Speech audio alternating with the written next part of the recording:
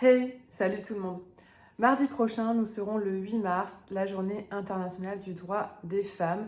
8 mars, 8 livres. J'avais envie de vous proposer 8 ouvrages écrits par des femmes pour les femmes.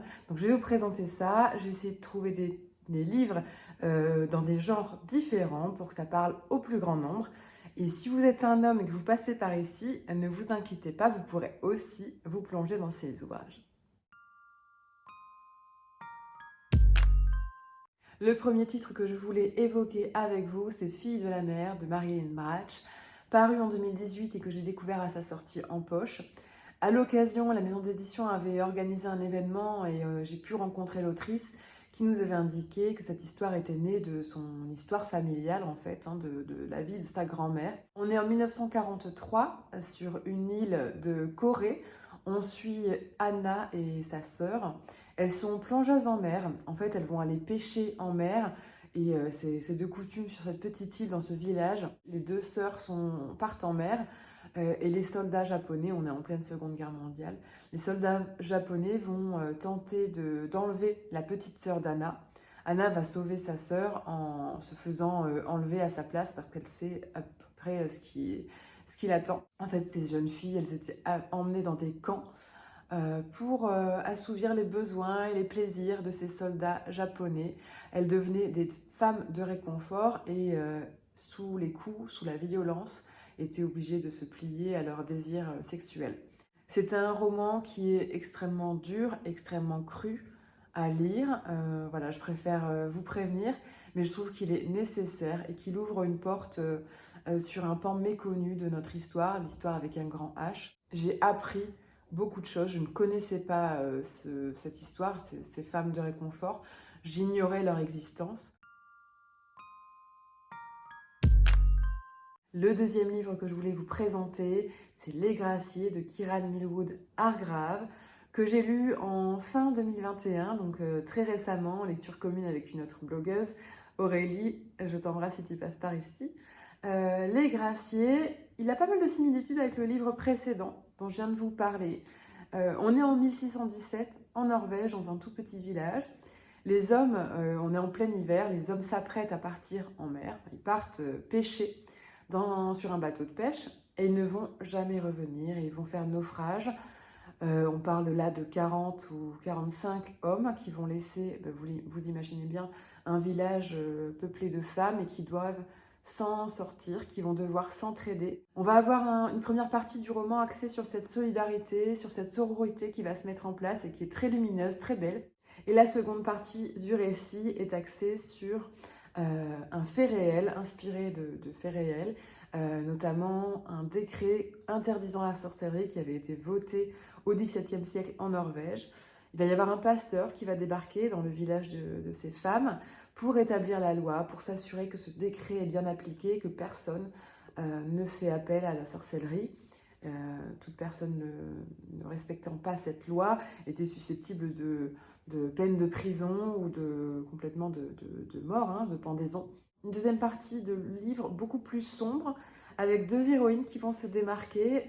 Ces deux héroïnes, je les ai adorées. Elles sont féministes avant l'heure, elles sont modernes, elles sont courageuses. Ces femmes, elles nous démontrent que la sororité existe dans n'importe quel domaine et quelle que soit notre époque. Le roman suivant, vous l'avez peut-être lu, il a eu un succès énorme à sa sortie. Il s'agit de Bakita de Véronique Olmy. J'ai découvert la plume de cette autrice avec Bakita et je crois que je ne m'en suis toujours pas remise aujourd'hui. Je l'ai lu dans le cadre du prix Madame Figaro qui récompense les grandes héroïnes. Bakita était jeune esclave en Afrique, elle est née en 1869. Donc on a une première partie du livre consacrée à ses années d'esclavage. Je ne vous cache pas que là aussi c'est assez hard. J'ai dû faire quelques pauses dans ma lecture parce que les mots étaient trop durs, les faits étaient trop violents. Ensuite, Bakita est vendue à un maître en Italie, donc elle va partir en Italie où elle va devenir son élève.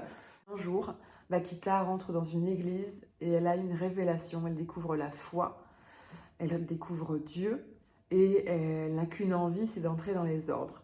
Elle va essayer de convaincre son maître de la laisser partir et elle a la chance d'être tombée sur quelqu'un, entre guillemets, de plus humain que d'autres et qui va accepter. Bakita va entrer dans les ordres et va devenir religieuse. Aujourd'hui, elle a été canonisée, elle est Sainte Bakita. C'est un livre qui est hyper lumineux parce qu'il donne de l'espoir, même dans le moment le plus dur et la cruauté la plus profonde des humains. On a une personnalité qui ressort grandie de cette épreuve et qui va, malgré son expérience, malgré les douleurs qu'elle a pu vivre, elle va aider son prochain. Le quatrième titre dont je voulais vous parler, c'est un livre qui n'a pas fait autant parler que Bakita et je le regrette vraiment parce que c'est moi un roman que j'affectionne particulièrement. C'est Les Dieux du Tango de Carolina de Robertis qui est sorti en 2017 au Cherche Midi et qui existe au format poche. Donc s'il vous plaît, voilà, il n'y a pas d'excuse, vous pouvez vous le procurer. Ce livre, il démarre en 1913. On suit Leda qui a 17 ans, qui se trouve dans un petit village en Italie, qui est italienne, avec sa famille, dans un milieu assez pauvre et assez agricole. Leda, elle est destinée à être mariée à son cousin qui vit en Argentine. Elle va partir seule, elle va faire ce long voyage jusqu'en Argentine, seule, mais accompagnée de son violon. Ce violon dont elle ne joue même pas, mais qu'elle prend pour garder un souvenir de sa famille. Voilà comment démarre ce livre. À son arrivée, pas de mariage en vue, malgré ce qui était prévu, mais je ne vous en dis pas plus. Leda, elle est sous le charme de ce pays et elle décide d'y rester. Elle va apprendre à jouer de ce violon et elle va avoir envie d'en faire son métier. Elle va avoir envie de vivre de cette musique qu'elle découvre et dont elle est émerveillée chaque jour. Il faut dire que là-bas, elle entend le tango, elle part dans des bars, donc elle voit aussi la place que la musique a en Argentine à ce moment-là. En 1913, pour les femmes, en Argentine, il est interdit de vivre comme musicienne. Donc Leda va avoir affaire à des subterfuges, elle va se déguiser en homme pour pouvoir jouer dans les bars. C'est un roman sensuel, c'est un roman passionnel, c'est un roman qui invite au voyage, qui invite à la liberté. La plume, elle est hyper fluide, ça se lit tout seul. Et rien que de vous en parler, vous voyez, j'ai le sourire et j'ai envie de le relire. Vous allez voyager en Amérique latine, vous allez entendre la musique jouée par Leda et je suis sûre que vous serez embarqués. L'ouvrage suivant, c'est un best-seller, donc je pense que même si vous ne l'avez pas lu, vous l'avez forcément vu passer. Il s'agit de Betty, de Tiffany McDaniel, ce pavé de plus de 700 pages. Betty, elle est la sixième d'une famille de 8 enfants. On a d'abord la rencontre de ses parents, l'histoire d'amour qui naît entre eux. Maman blanche aux États-Unis, papa cherokee, indien et donc à la peau foncée.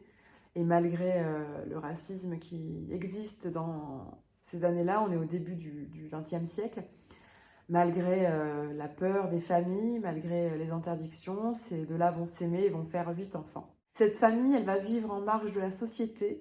Le père cultive des plantes, il se nourrit, enfin il se soigne par les plantes. Betty va raconter son histoire, sa croissance dans cette famille différente. Ces années aussi dans le milieu scolaire, ces années d'école où elle va être confrontée au racisme le plus puissant, le plus dur qu'il soit. Donc c'est un livre qui n'est pas toujours facile à lire, là aussi. Alors je sais que certains le trouvent trop dur ou trouvent qu'il met un peu de temps à démarrer, mais ça vaut le coup de se forcer, entre guillemets. Je ne me suis pas forcée, hein, clairement, mais ça vaut le coup de se laisser entrer dans l'histoire. C'est un livre, encore une fois, poétique, vraiment très très beau. Changement de genre, changement d'époque, on part sur de la poésie contemporaine avec les ouvrages de Rupicor. J'ai les deux premiers, le troisième je l'attends, il vient de paraître en format poche et comme j'ai ces deux-ci en format poche, je voulais vraiment compléter ma collection. Le dernier s'appelle Homebody, je vous mettrai en barre d'infos si ça vous intéresse. Donc là, on a Lait et miel Et on a Le Soleil et ses fleurs. Je les ai lus d'une traite les deux et voilà, dans la foulée, je les avais achetés ensemble. Si vous ne connaissez pas Rupi Kaur, elle est toute jeune, je crois qu'elle n'a même pas 30 ans. C'est une autrice canadienne qui est une personnalité, enfin une des personnalités les plus influentes aujourd'hui dans le monde. On est à la fois sur de l'écriture, sur des textes très très courts, parfois un peu plus longs comme ici, et sur des dessins. Elle illustre ses pensées et elle illustre ses poésies par des jolis dessins qui apportent, je trouve, beaucoup au recueil. Elle va traiter de féminité, de féminisme. Elle va traiter des violences faites aux femmes qu'elle a, on le devine, elle-même vécues, subies. Elle va parler aussi d'amour, de séparation, du corps de la femme, de l'acceptation de soi. Alors certains vont penser que ce sont des ouvrages commerciaux et marketing, c'est ce qu'on peut parfois lire sur elle, parce que c'est court, parce que ça se lit vite, parce que les pensées sont assez simples. Mais en tout cas, ça a le mérite de faire exister la poésie aujourd'hui et de faire découvrir à des lecteurs ce qu'est la poésie. Moi-même, j'ai lu ces ouvrages de Rupi Kaur et je suis allée découvrir d'autres poètes. C'est un genre qui me faisait peur, j'avais peur d'ouvrir un recueil de poésie. Donc ça a le mérite d'être souligné. L'avant-dernier texte, il est très court, il est autobiographique et il a été adapté récemment au cinéma. Vous l'aurez peut-être deviné, c'est L'événement d'Annie Ernaux. Cette autrice, elle se devait d'entrer dans cette vidéo, dans cette sélection. Annie Ernaux est tombée enceinte, elle était étudiante en lettres, elle voulait devenir prof de lettres et écrivaine, elle le savait déjà à cette époque-là. Et il n'était pas question pour elle d'accueillir un enfant et de bloquer entre guillemets sa carrière. Donc elle a voulu avorter. Je le rappelle, en 1964-63, il était totalement interdit en France d'avorter. Donc elle va faire appel à une faiseuse d'anges. Elle va écrire sa solitude face à ce qu'elle découvre. Même si elle essaye d'en parler, déjà c'est compliqué d'en parler puisque c'était interdit et qu'elle risquait la prison. Mais les médecins à qui elle a pu parler de sa grossesse et son choix d'avorter, bah, clairement, elle était face à des murs. Elle n'en a jamais parlé à sa famille. Donc, c'est un texte qui est très très court, qui va se lire d'une traite. Vous allez être subjuguée et prise par la force du récit et de l'écriture d'Annie Ernaux. Et après, je vous conseille vraiment de voir le film.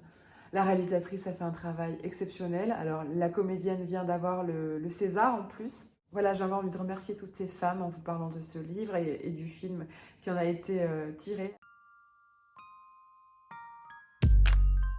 Le dernier livre que je voulais vous présenter, il a une résonance particulière avec l'actualité en Ukraine. Il s'agit d'un livre d'Ina Shevchenko qui s'appelle Héroïque, que j'ai lu il y a quelques années et que j'avais adoré. Il était dans mon top 10 à l'époque de l'année. Ina Shevchenko rend hommage aux femmes qui l'ont inspirée, qui l'ont amenée à ce qu'elle est aujourd'hui. On a à la fois les femmes de sa famille, alors sa mère, sa grand-mère, et ce qu'elle a pris d'elle, ce qu'elle a trouvé en elle pour avoir cette force aujourd'hui. On a les femmes qu'elle admire, que ce soit les actrices, les écrivaines, qu'elle a adorées depuis toujours, les femmes publiques qui l'ont inspirée.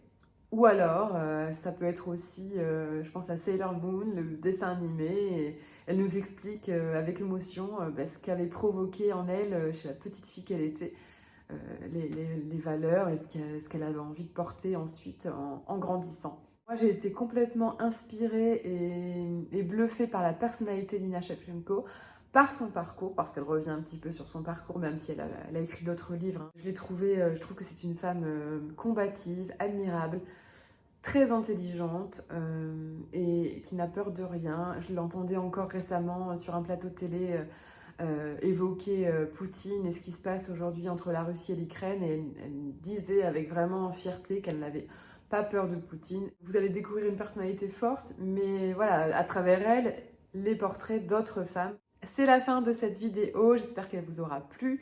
Je vous laisse mettre un petit pouce vers le haut si c'est le cas pour m'encourager. Et je vous invite en commentaire à me donner vos conseils, vos recommandations sur le sujet.